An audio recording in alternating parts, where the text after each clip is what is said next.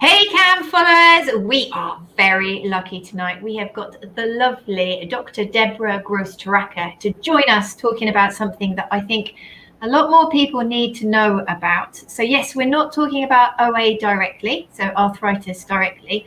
We are going to touch upon it in very pertinent ways. But there's often a belief that any dog that is stiff or lame in their latter years must be arthritic.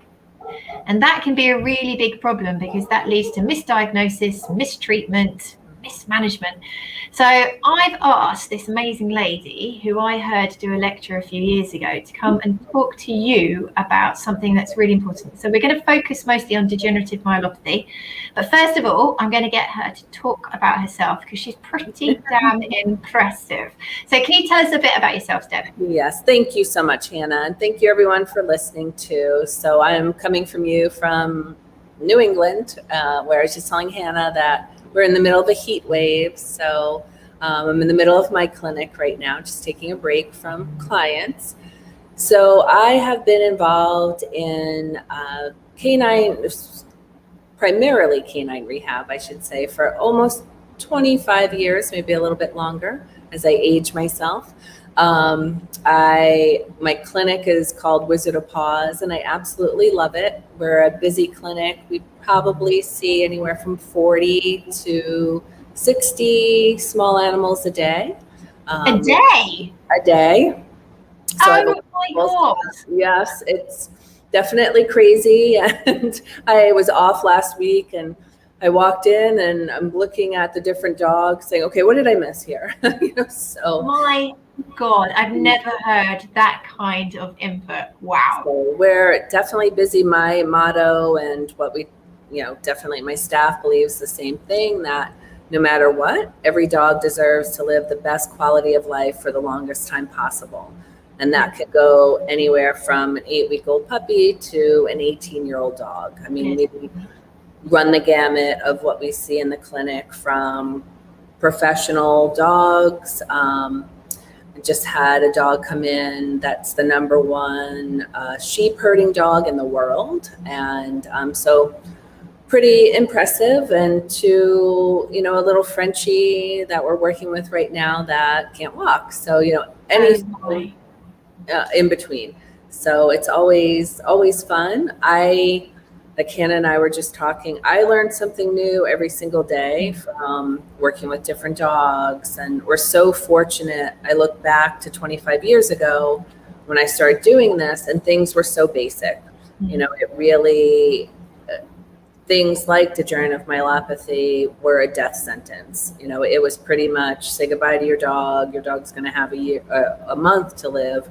Now we know through research, all of that sort of stuff, that dogs can live comfortably longer, but we also look at the arthritic management. We look at so many things that, are out there. And I think certainly during the past 16 months, people have realized too, we always knew how important our animals are to us, but even more so now.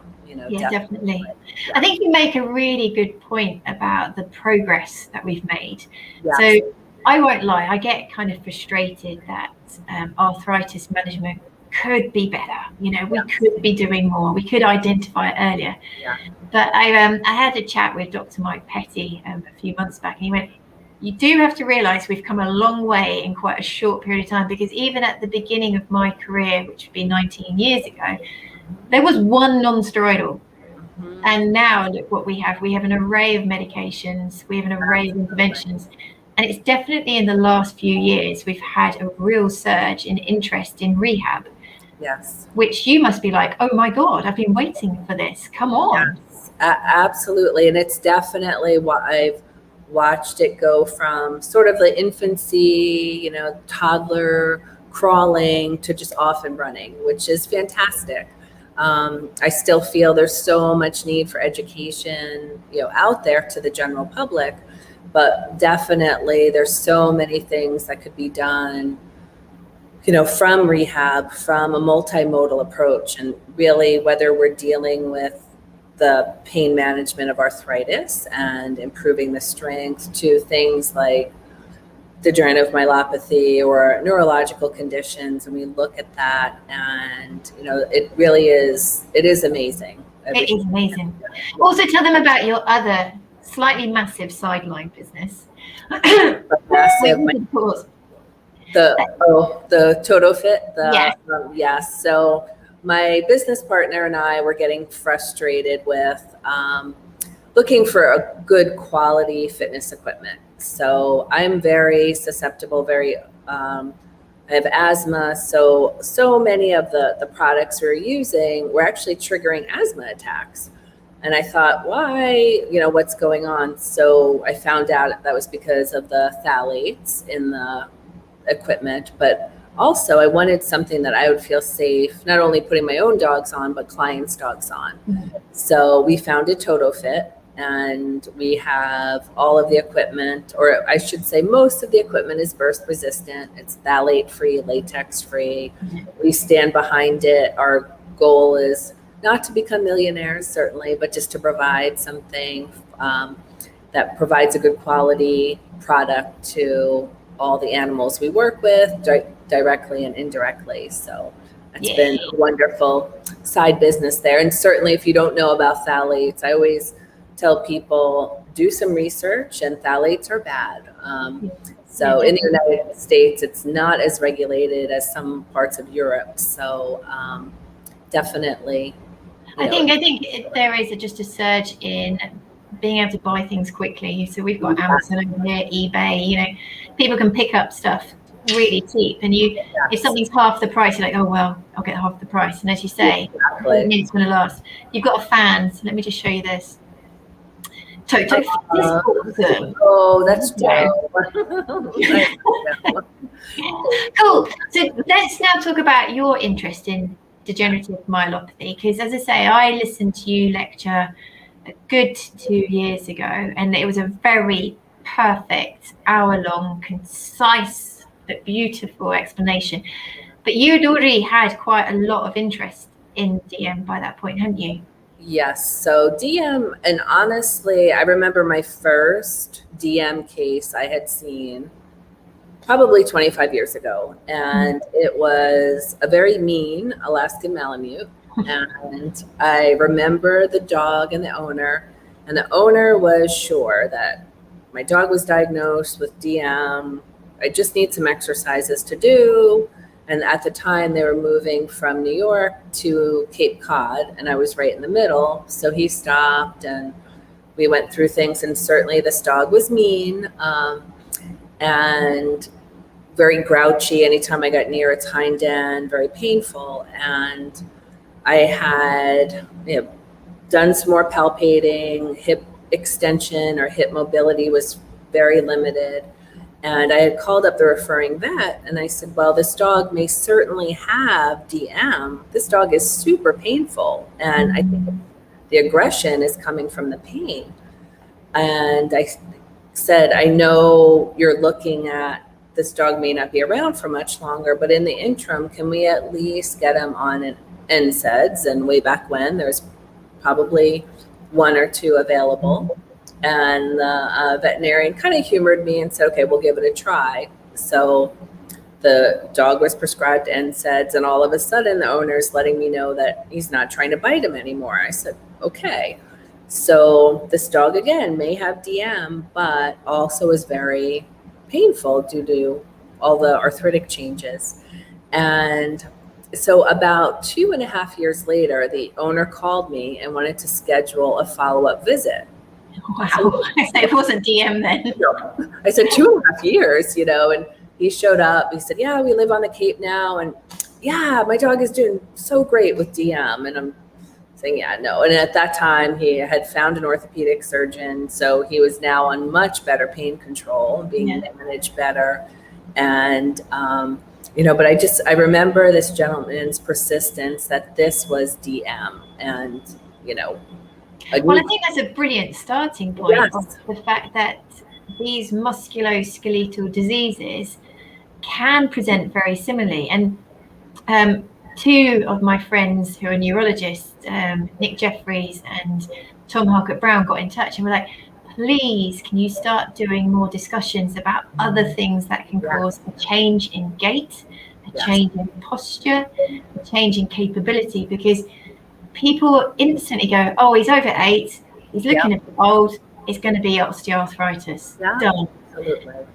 But absolutely. And I see that so often with, or if the dog does have a definitive diagnosis of DM, or there's some other sort of neuropathy going on, we, tend to label it quickly and forget everything else. That, again, like looking at a large breed dog, like a German Shepherd or a Bernese Mountain Dog, these are large dogs that probably started with arthritic changes, earlier on in their lives. And if we're only addressing the DM and not everything else, we're not really doing the dog or the client a service. So I think that's another massive take home that you've said there that I just want to kind of like repeat. There's a real wish and hope that the animals that present to us have one problem. I think the human brain really wants to try and simplify everything. Absolutely. So we try and bring all the clinical signs, wrap it up in a little box and go, it's just this.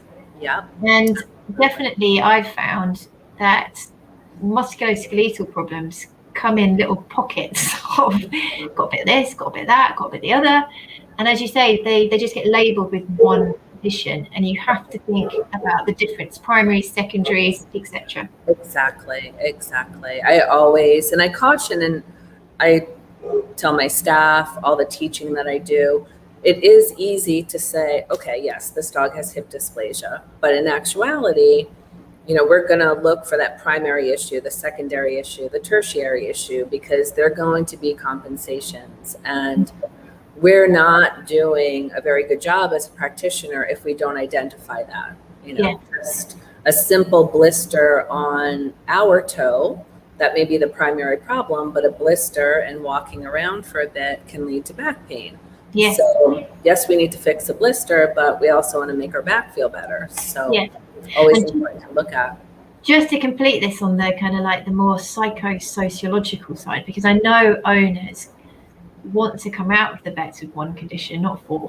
Right. That makes common sense, isn't it? They don't.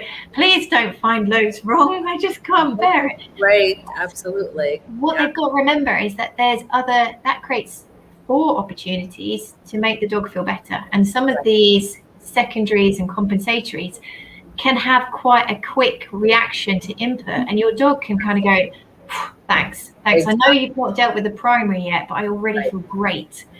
And I think we need to stop worrying about multiple diagnoses and see that there's multiple opportunities to make them feel better.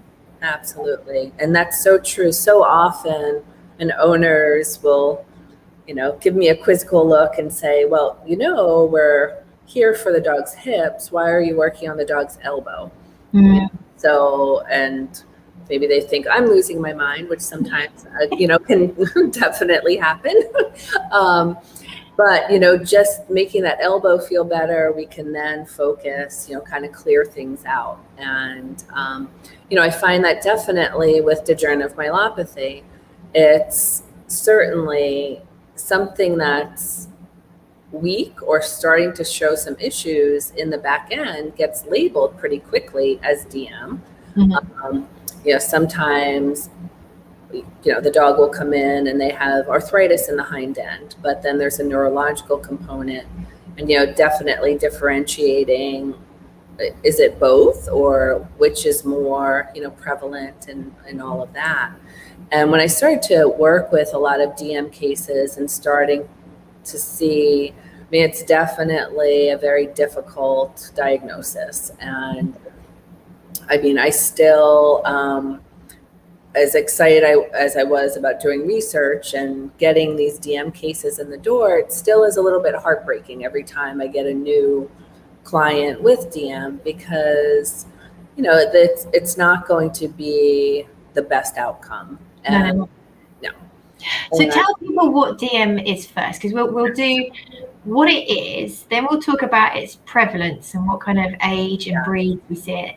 Then we'll talk about how it appears, and that's when you can tell people how it's kind of hard to tell the difference between a progressed arthritic case and a DM case.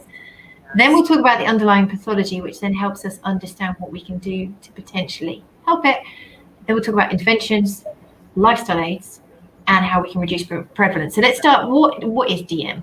So DM, the big degenerative myelopathy, it's actually analogous with multiple sclerosis in people. Mm-hmm. So when we think about the progression of multiple sclerosis, and DM attacks, or it's actually a demyelinization of the white tracts of the starting in the thoracic spinal cord. And what we'll see is the demyelinization actually starts to occur as early as 6 to 12 months of age. And yes, so it was very interesting looking at studies and of course thinking, okay, if we know the dog is DM at risk right now, is there anything that we could do, which is a whole nother, topic there. But it's the disease itself is fortunately not painful. So what just starts to happen is there's a lack of information or a lack of neurological activity going down to the furthest area. So the back legs and the back toes, we'll start to see issues there. The age of onset is typically could be as early as 5 years of age, could be as late as 10 years of age. Some of the breeds that are more prone to this that we see are our German Shepherds, our Bernese Mountain Dogs, Chesapeake Bay Retrievers, Irish Setters, Corgis, but Corgis will have a higher life expectancy because they're just smaller. Then we can definitely see it in some of the other, some other breeds, too, but those are the big ones. And it could be something as simple as the dog starts to scuff their back legs. So one of the things I always talk to my clients about is, pay attention when your dog is walking out on the pavement. Do you hear a lot of scuffing? Because that could be a sign of some neurological issues. It could also be a sign of arthritis. And one of my little tricks that I'll have clients do is, and they think I'm nuts for this, to get a bright red nail polish and paint the top of their nails and then also the underneath. So they should wear out evenly underneath, but they shouldn't ruin their manicure on top. Good one. Yes, I have them do that, and then we look at it 48 hours after. So, and trying to see where are they wearing, what are they doing there, how much are they scuffing. That's an amazing objective marker as well. That's cool. I call it my poor man's gait analysis. We could send them off, and then we could see what's going on with that. That's really cool. I did something similar with the toe drag with Holly, my older girl.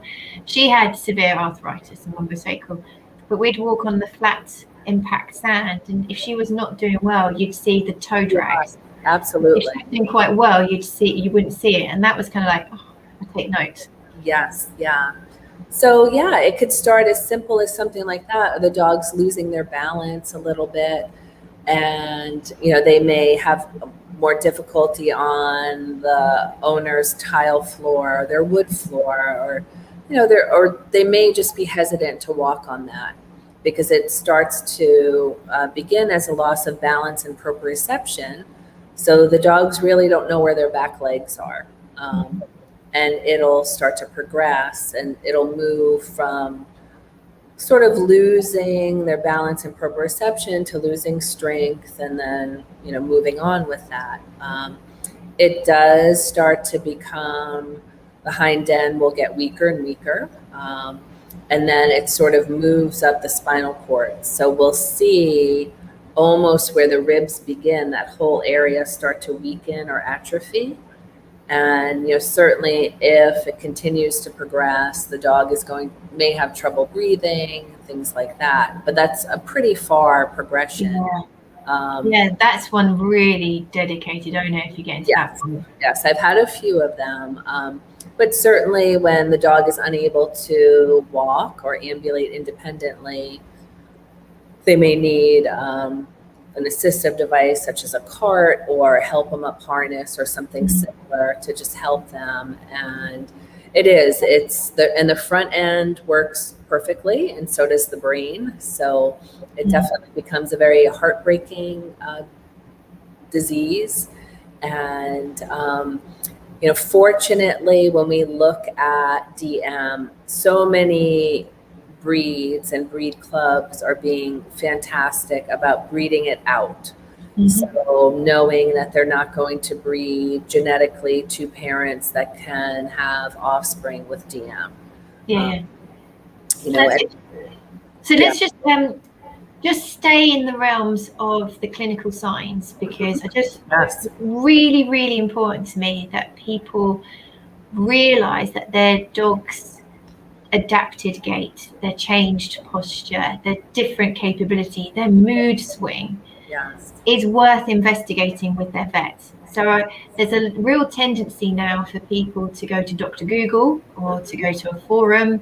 And I see it all the time where people will say, my dog's weak on his back legs, what should I do? And you get 200 replies of glucosamine, CBD, and no one's actually said, do you want to get a diagnosis before we go down this road? Absolutely. So so true. I mean, I always go back to the principles, and I can look on the forums after a long day and different things, and they make me want to drink because people are, just saying, yes, and I'm like, oh my God. I'm like, you don't have a diagnosis. And, I use my 15-year-old daughter can be a hypochondriac. And the other day she had a headache. And of course she was doing Dr. Google and, asked me if she could have a brain tumor. I said, no, let's just start. You're dehydrated. So that's probably why you have a headache, but we'll keep an eye on it.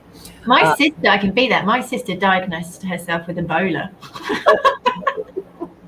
And especially right now, no one wants to say they don't feel well or, anything like that.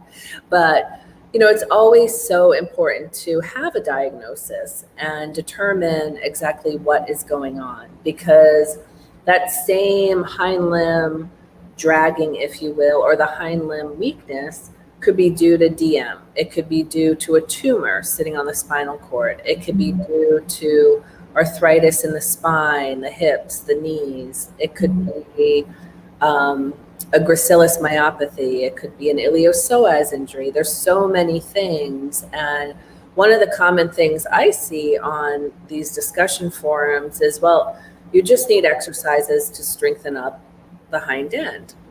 Well, so if neurologically I tell my clients, if there's a traffic jam, either at the spinal cord or some of the peripheral nerves, no matter what, you're not going to get through that traffic jam to strengthen. So we have to work on that traffic jam if we can. The other thing, which I'm sure, so many of the followers understand this, that if there's pain or inflammation with arthritis and you don't treat that pain and inflammation, you're not going to get the dog stronger.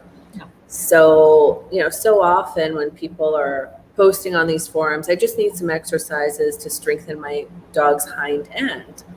Well, if we're not treating that multimodal approach, or you don't know what is going on, then we're not going to get anywhere. Totally agree. I think you're probably more on agility and sporting dog forums. I'm on a few just proper, standard dog owning. And there's a belief that a supplement will fix anything. Yes. And it's a supplement you can just get off the shelf and it will be fine. And I'm sitting there going, that dog's obviously really in pain. And, no way, this is not cutting it. And I hope that a lot of these lives give owners confidence to go and chat with their vet. And if they've not built up that brilliant rapport with that vet, then maybe speak to another one within the practice or think about moving on. But getting a diagnosis is best for the dog because they quite want to go, can you fix the problem I have? Yes. It's good for your finances because you're going to invest your money appropriately. It's good for your expectations and prognosis. If we don't know what it is, we can't tell you how it's going to progress. And if we can't tell you how it's going to progress, when it doesn't progress like that, we can't identify that there's comorbidities or a misdiagnosis. So guys, get an answer, okay? Yeah. And it's definitely, it can be difficult, to find out exactly what's going on. I always use the analogy of dogs are like puzzles. And, even when a dog comes in with me, and I may have a diagnosis from a veterinarian, however, I have to see what else is going on with this dog. And on the day, they're going to, I'm going to do my gait analysis, my dynamic gait analysis on my machine. I'm going to do some thermal imaging. I'm going to feel the dog. I'm going to watch them. But they're all pieces of the puzzle. Mm-hmm. And I may not get that full puzzle on day one. I may not get it until the fourth treatment. When we know exactly, because they're not telling us exactly what's going on, with them.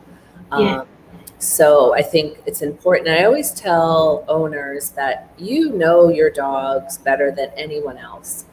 So if I do it with my own dogs, is once a month, just write down what they're doing. I have a 13 and 11-year-old dog at home, so they're getting older, and just writing down, okay, this is what's normal for Bogart, now, like we can walk for half a mile and he's great with it. And this is what he's eating, that sort of stuff. So it's kind of like a check-in. You're kind of like checking in and mentally record. I think we're so busy with our lives. Yes. A month can disappear and you were like, okay, suddenly July. But no, I think another person said to me, working musculoskeletally, it's like peeling an onion, because you have layer upon layer, and as you lift each layer, you might find something new, and that's not a bad thing. Right, exactly. No, it's not a bad thing, and we definitely, want to look, to see what we can do. And, something like degenerative myelopathy, the diagnosis, a lot of times it's process of elimination. Mm-hmm. So looking at, MRIs, radiographs, that sort of stuff. There's a genetic test that can be done to see if the dog is a DM, if they're clear or if they're positive. And tell us more about that, because is that a blood test? So it is a saliva test. You can also do a blood test, but there's a lot of at-home saliva that can be sent in the United States. It's sent to the University of Missouri, and this is done. And most veterinarian offices have this and can do it. It's not, again, I find that some people, if you're so focused on DM, everything is going to be DM, to look at that. But if you're getting all this other workup, or I tell owners, do the best that you can. Certainly an MRI is very expensive in the United States, and I imagine everywhere else too. If you can only do radiographs or x-rays, do that. Do blood work, do as much as you can to, see what you can get. Is the genetic test expensive? It is not expensive. I believe, I'm not positive, it is under $100. Oh, wow. Even less, yes. So, definitely worth, to do and, to take a look. And if you're, one of the breeds that, has this sort of issue, it's definitely, I definitely encourage it. Okay. So just in your strategy, so if you had a German Shepherd come in and there's part of you thinking, wait a minute, there's a little bit of paresis here, a bit of ataxia, would you get in with getting a swab off reasonably promptly just to see if they're homozygous carrier? And I'd like you to explain about the genetics so people can have a bit of a clue. Yes, so I would definitely encourage it to know what we're dealing with.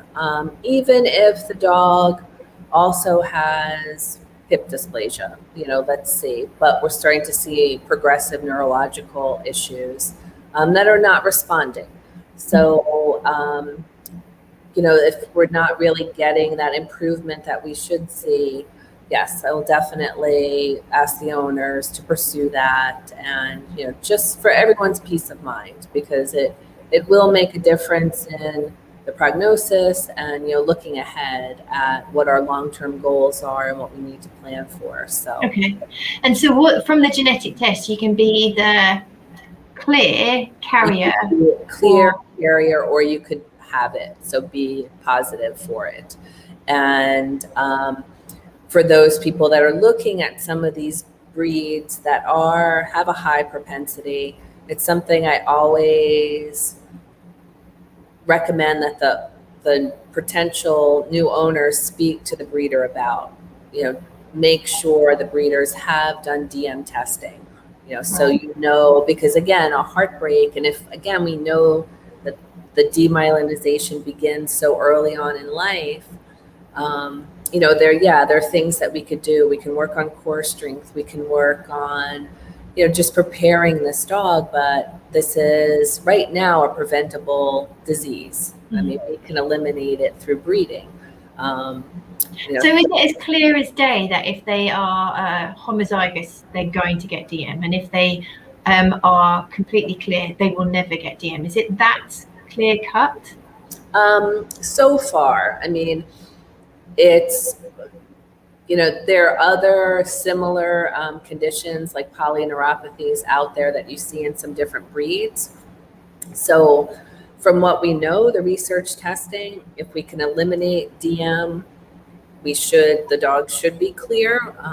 I never like to say never, something, else could pop up there.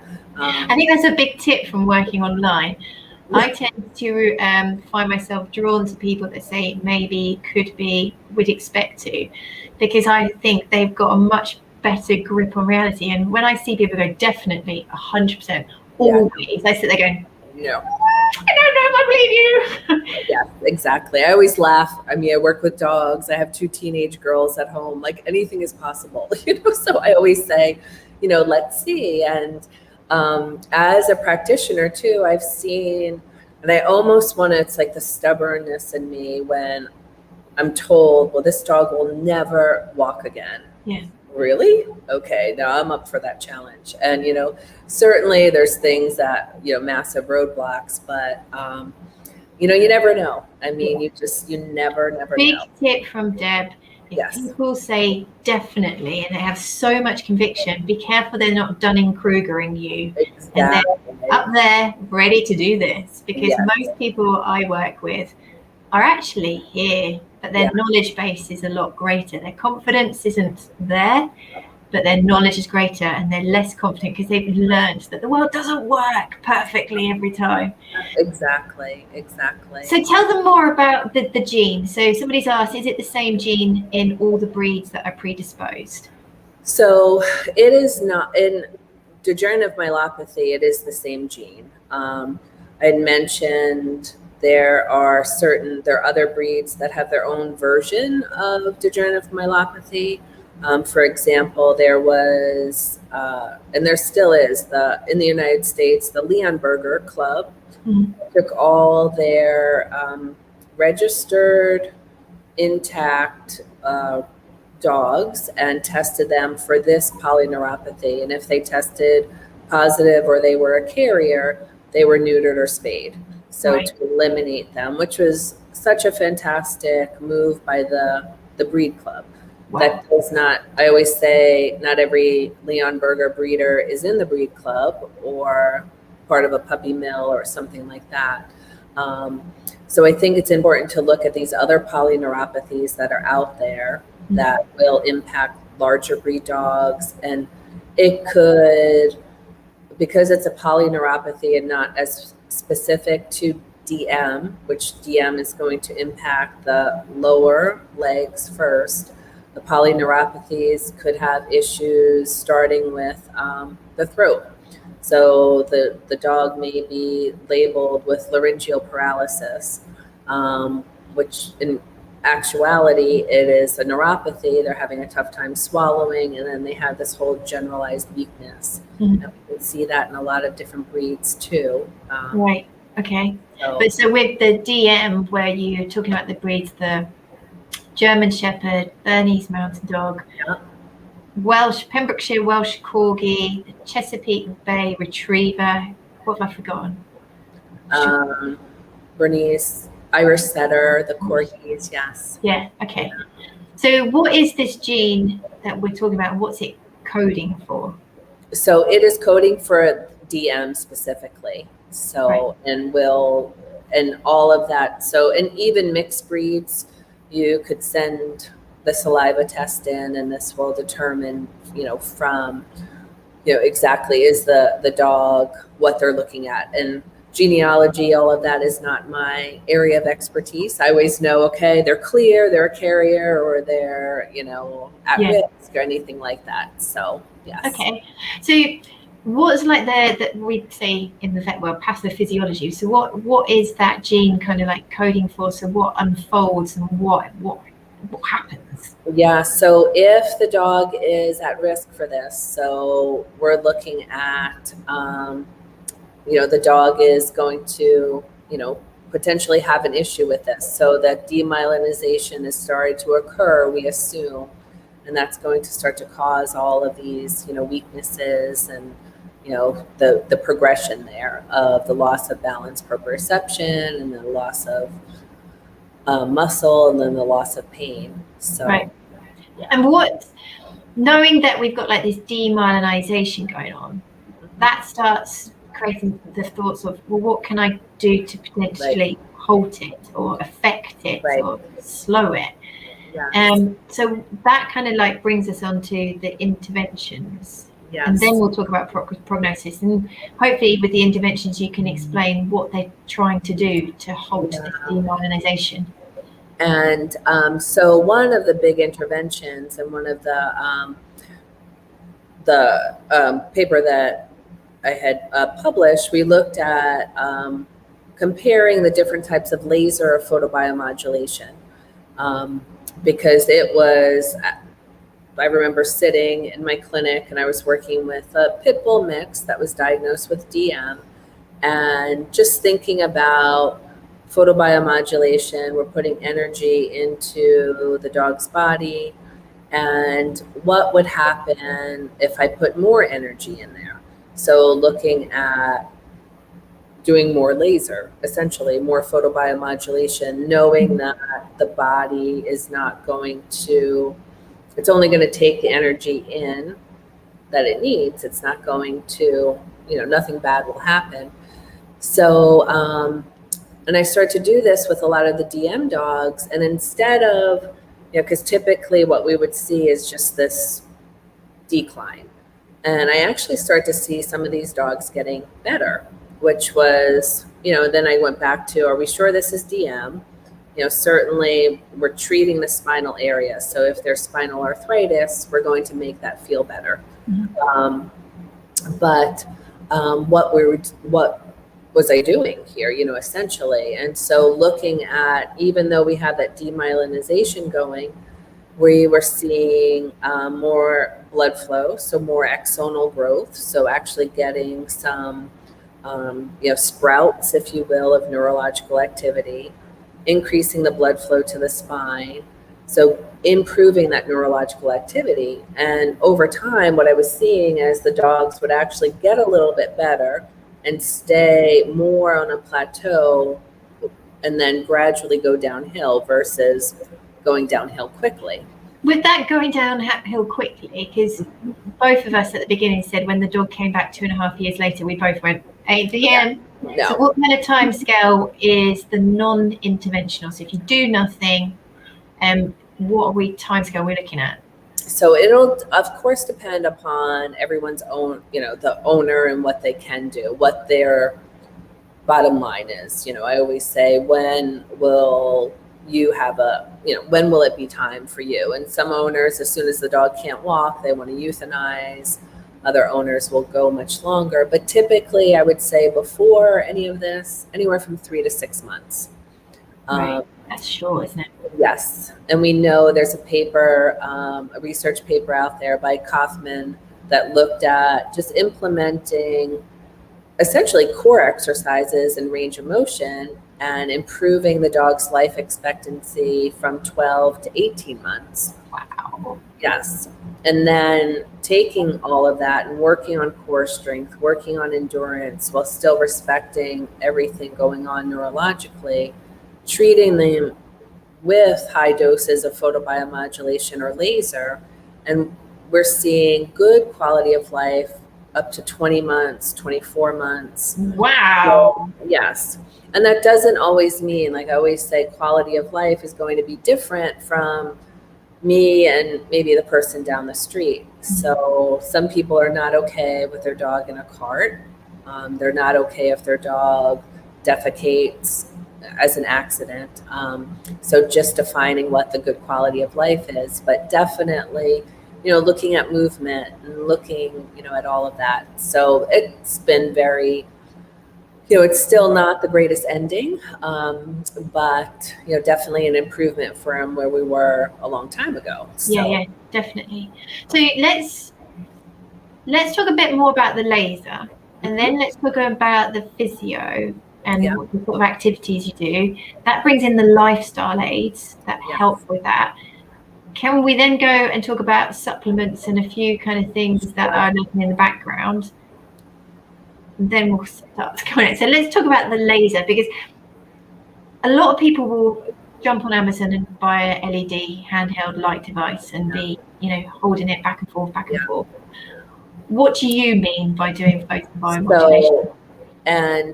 So laser is much different than LED. And LEDs are great, I always say, for superficial injuries.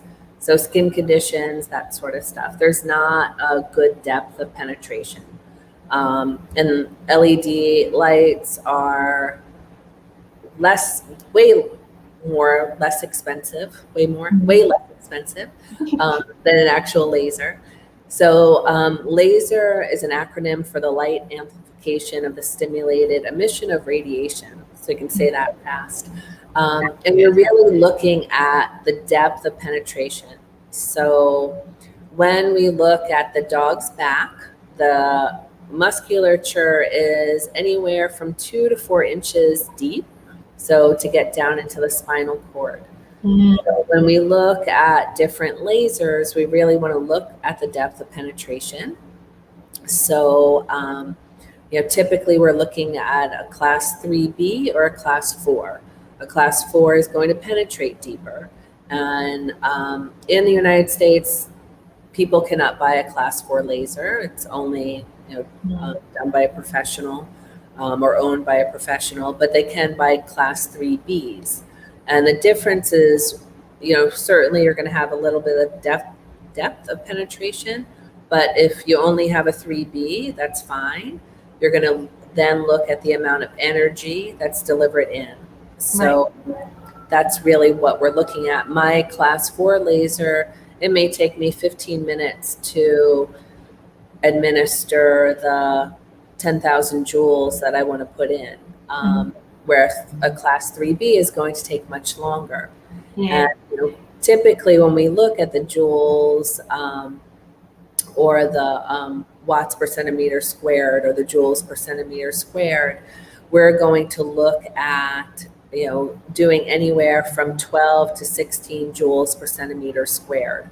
So that's, and again, you just have to figure it out, the difference between your 3B and 4. If you can buy it on, eBay or something like that, it's probably an LED light or infomercial or something like that. So what I always advise is, talking to the practitioner or your rehab person and figuring out what's going to, to work best for you. Yeah, definitely. And I kind of I just get a little bit grouchy about it, because they're so quick to market to people, and people are vulnerable, doing anything that they can for their beloved dog. So I think that's a real key take home, guys, the evidence that is available that light therapy has a benefit comes from a very specific wavelength and a specific wattage and a specific joules per centimeter squared, which the handheld devices just can't give. So please look at investing that money more appropriately, potentially in some physiotherapy, so you can get some of these therapeutic exercises which are going to be good for you. So can you just kind of like do a bit of an overview and like categorize the exercises into groups and why they're really important? So I think it's very important to look at one of the, and this ties into all the TotoFit stuff, core strength and balance and proprioception is so important. Mm-hmm. So even if a dog just starts working, we're going to work on their balance and their proprioception, and the more input that we can give, the stronger their core or their body, the better off they're going to be able to walk. It'll also help with their eventually with their breathing, their endurance, and all of that sort of stuff.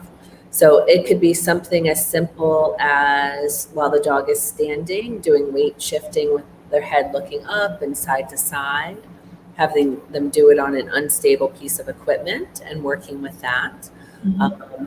To walking in zigzags and uphills and downhills slowly, to help build up that balance and that core strength there. One of the things we don't want to do is push too much, because if we over fatigue the dog, we can actually have a setback. But the core exercises are probably the most important. And then we'll look at things like utilizing water or the underwater treadmill and helping that's going to help the buoyancy and just the overall core and endurance of the body, and working with that as well. And if it's controlled, definitely swimming and things like that. So, and I think that's a good point. So I'm still starting my rehab journey. I'm only a few years in, and I know that as I'm learning, trying to pick up when fatigue is setting in, trying to pick up of we've done enough, and quite often less is more, isn't it? Absolutely. But us blinking humans can't help ourselves, can't we? We're like, oh, we need to do some more reps. Oh, we need to try harder. Oh, today I've got more time, so let's do double, because tomorrow I won't be able to do anything. Right. And I think a biggest tip for me would definitely be seek some professional support. So have a physio come and look at your dog and where your dog is at and how progressed it is, and start getting you to use your eye, get your eye into looking at the posture, the muscle tremors, the signs of fatigue. So you can go, enough for today, enough. I'm going to come back to this maybe later or tomorrow. Yes. So that money invested, a big up for physios. A lot of people see them as a consistent expense, but many physios will step in, equip you to move forward, and then be there for when you need them. So, if money is tight, don't see it as a continual burden. See it as them giving you a leg up every now and then. Absolutely. And definitely, what's physio is going to help set the short-term goals, set the long-term goals. And there are many DM cases that we'll see initially, and it is just on an as needed, basis. So, maybe once a month if expenses or distance or anything like that, becomes an issue. But this is, we're trained to do this, and a lot of times we can pick up on other things and give good advice and that sort of stuff. So I think it's so important to do that. Absolutely. Definitely. And I think with us being the online era, I think we're all drawn to going onto YouTube to fix things, be it a Chinese diesel heater in your camper van or how to do up a surfboard. You just go to YouTube, don't you? And you're like, oh, da, da, da. But this is definitely one of those things that having it tailored for your dog and having that experience is really important. So the exercises, just because there's going to be a lot of people that are busy and thinking, oh my God, I've got kids, I've got my grandma in here, I've got other dogs. Is it the sort of thing that you could envisage being able to do some of these exercises on a walk to kind of keep? Absolutely. So as we were talking about, I have 3 dogs at home, 2 kids, running, business, all of that sort of stuff. And one of my dogs needs his core exercises. So I set up a disc. When I'm making his dinner, we do a little bit of core work. We maybe get in 2 minutes twice a day, and I feel pretty accomplished for that. And so I always tell owners, do what you can do.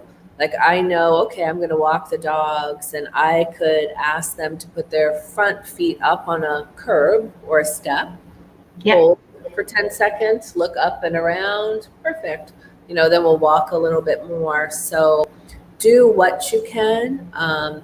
My rule of thumb is the dog should be tired 4 to 6 hours after an activity, but not more than that.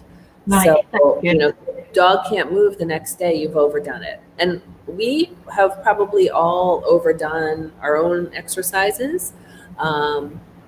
But, you learn what we don't want to push the dogs too much. So definitely. You've just reminded me of something. When Cam started many, many years ago, and I was just little me, just planting video clips online for people to kind of take heed, listen. And I'd gone to the gym and I'd totally overdone it. And the next day I was sore. Yeah. And I videoed myself and said, hey guys, do you want to see what a delayed onset muscle soreness looks like? Yes, I know. Yes. We've all done stupid things. So definitely. So that's really good, because I think a lot of people fear the commitments and the time constraints of some of these interventions, and the fact that you can do them on your daily exercise anyway, I think a real weight off a lot of people's minds. We have the same problem in the human world, where I think the figures are something like 50% of physiotherapists don't even expect their clients, to complete the first round of exercises, let alone a long-term plan. So we all have to be cognizant of our busy lives. Yes. And that's a big tip. When you're working with a therapist, be honest with them and say, this is my lifestyle. Right, absolutely. This is what I have available. Yes, absolutely. And that's one of the first questions I ask people is, what are your expectations and what can you realistically do? Not only from coming into the clinic, but what do you need? What would make your life easier? How can I help you help your dog? So yeah, definitely. Because we were talking about that earlier. We had a little bit of a whinge off, didn't we? That what we hate to see is the vultures of advice come in, the vultures of opinion come in. And that person who loves their dog is giving everything that they've got. Right. Their time available, their finances available. And being made to feel that you're not doing the best for your dog is the worst thing in the world. Absolutely. Not allowed. We do not allow it on Holly's Army. So if you're looking for a forum to go to and you're a bit in fear of other people being rude or opinionated, Holly's Army, you'll be safe. We've got the ambassadors that look after you. So what kind of lifestyle aids do you routinely recommend that people introduce into these management plans? Yeah, so good question here. And definitely looking at, without ripping apart all the flooring in your house, what can you do to make the dog's surface that they walk on a little bit smoother? It sounds pretty funny, but I love a booty that sled dogs use, because we don't want to take away the dog's balance and proprioception. So we want them to get as much input from the floor as possible. Mm-hmm. So, just a light booty, toe grips or paw friction. Paw friction. Absolutely. So something that's going to help in those initial phases, keep the dog stable. Looking at harnesses that not only help the dog, but help the human as well. There's so many different harnesses out, and biomechanically, what is going to work, best for, both. And we sell a lot of help them up harnesses, and I find for the most part, they work very well for most teams there. Yeah, definitely. I think going back into the arthritis world, or any musculoskeletal complaint that has a real focus on hind limb weakness, I'd love people to see the Help 'em Up harness more as a Zimmer frame that is there to continue the mobility, and act almost like as a rehab. So yeah, their mobility is going down, but getting in with the support, they might come back up because it's part of the rehab plan. But what you tend to see is people wait till their dog really is off their back legs, and then they introduce it then. And I think, no, Zimmer frame, bring it in early. Right, exactly. And I approach it from that angle as well as helping the owner. So if we want that dog to keep going up and down stairs, and if you can just hold on to that harness, that would be, fantastic to do that. And one of the first things I'll start talking about is harnesses, looking at carts for when the time comes. Most carts are not designed where dogs are going to utilize their legs in the carts, and honestly, asking owners, can you handle a dog in a cart? It's sometimes to put a large German Shepherd in a cart may not be feasible for a little old lady. So, just some realistic expectations there. Definitely. So with the cart, I'm not very experienced with carts at all. Are there any carts out there that's a dog that's losing their mobility, but you want them to have stability and safety and maybe less load, but they still want the proprioception and maybe the gait? Are there any carts that are that middle before there's no leg use? There are some that are definitely, and it's really like looking at the individual cart, the company. What I found is a lot of them that order off the, Amazon or the internet are, not going to have that option. But there's certainly some private cart companies that can add more to that. And so they're definitely out there. Yeah, definitely don't go commercial, go bespoke and speak to someone on the phone. Orthopets are fantastic for giving them phone calls. And I think Eddie's wheels are pretty damn nice. Eddie's wheels is fantastic, yes. Like it. Very good. And looking I always say what's going to make the dog's life better and the owner's life better. So what aids are going to be, better for that. So. Yeah. And I was just thinking while we were talking about harnesses and, the trolleys and the wheels, I know that I think public opinion is changing. There's been a bit of a taboo of, well, if he can't walk on his four legs, then that's time's up. Right. And it's really changing a lot. Like, so Holly's Army is trolley supporters. Yeah. We're even thinking about getting a t-shirt made, like Cam is rolling with people pushing their dogs in trolleys, because if the dog's mentally well, systemically well, they can still potter around, but you want to get from A to B and enjoy B. Yeah. Maybe do the trolley, the A to B, which is the boring pavement section, and then you can get out at B, and the dog's like in heaven of scents and smells and experiences. So, yeah, that's perfect. Now, anything else? Because I'm very conscious of time, and I know that you're at work. The manager's looking at me saying, "Come on, hurry up." Yeah, I can see that. No. But what else? Because we're so grateful for your time. This lady. Oh, I forgot to say, Michael Shikashio. Yes. He picked you up massively. Yes. Michael is wonderful. I'm excited to do all the pain work with him as well. Yeah. I think probably the last thing that I'll add is, definitely looking at just wellness. I mean, so, we look at most of these dogs with DM are older. So are we addressing their arthritic changes? Are we utilizing any supplements that we need from whatever that you use to address the arthritic changes, the muscular losses? As we talked about, we don't know definitively that eating well is going to make the dog better, but it's not going to hurt, so do the best that you can to watch the dog's weight, all of Definitely that sort weight. of stuff. Yes. Definitely. We do know that, definitively that weight management is key. And that's something that we can control no matter what you're feeding. So, always look at the whole dog. So even if the dog is confirmed with DM, we want to look at that, is anything else going on there? So I think that's a really big take home, because as I say, there is a real wish in the human mind that we can bundle it all into one condition and treat, just like a recipe, isn't it? Oh, it's this and this is the recipe. There's never any cookbook or recipe for this. No, not at all. Yeah. Because I'm really aware that you've got time, we're not going to answer questions tonight, but I will make time to come back and answer all your questions, guys, so don't worry about it.